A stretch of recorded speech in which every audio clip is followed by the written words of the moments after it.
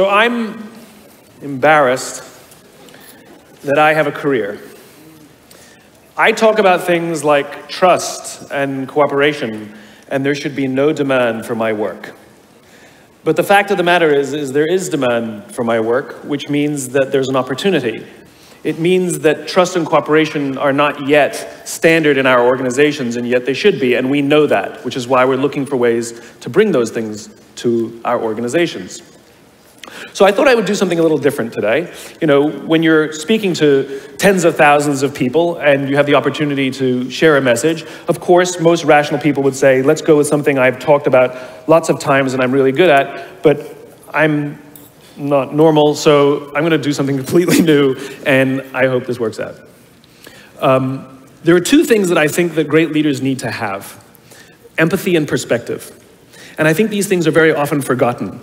Leaders are so often so concerned about their status or their position in an organization, they actually forget their real job. And the real job of a leader is not about being in charge, it's about taking care of those in our charge. And I don't think people realize this, and I don't think people train for this. When we're junior, our only responsibility is to be good at our jobs. That's all we really have to do. And some people actually go get advanced educations so that they can be really good at their jobs, accountants or whatever, right? And you show up and you work hard, and the company will give us tons and tons of training how to do our jobs. They'll show us how to use the software. They'll send us away for a few days to get trained in whatever it is that we're doing for the company. And then they expect us to go be good at our jobs. And that's what we do. We work very hard. And if you're good at your job, they'll promote you. And at some point, you'll get promoted to a position where we're now responsible for the people who do the job we used to do, but nobody shows us how to do that. And that's why we get managers and not leaders. Because the reason our managers are micromanaging us is because they actually do know how to do the job better than us. That's what got them promoted.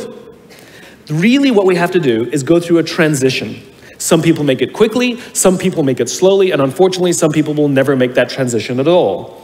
Which is we have to go through this transition of being responsible for the job and then turning into somebody who's now responsible for the people who are responsible for the job.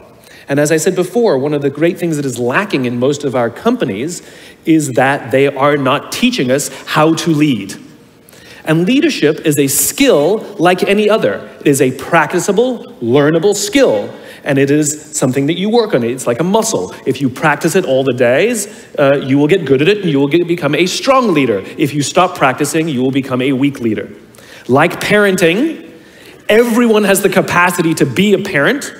Doesn't mean everybody wants to be a parent, and doesn't mean everybody should be a parent. Leadership is the same. We all have the capacity to be a leader. Doesn't mean everybody should be a leader, and it doesn't mean everybody wants to be a leader. And the reason is because it comes at great personal sacrifice. Remember, you're not in charge, you're responsible for those in your charge. That means things like when everything goes right, you have to give away all the credit. And when everything goes wrong, you have to take all the responsibility. That sucks, right? It's things like staying late to show somebody what to do. It's things like when something does actually break, when something goes wrong, instead of yelling and screaming and taking over, you say, try again. When the overwhelming pressures are not on them, the overwhelming pressures are on us. At the end of the day, great leaders are not responsible for the job. They're responsible for the people who are responsible for the job. They're not even responsible for the results. I love talking to CEOs and say, what's your priority? And they put their hands on their hips all proudly and say, my priority is my customer. I'm like, really? You haven't talked to a customer in 15 years. There's no CEO on the planet responsible for the customer. They're just not. They're responsible for the people who are responsible for the people who are responsible for the customer.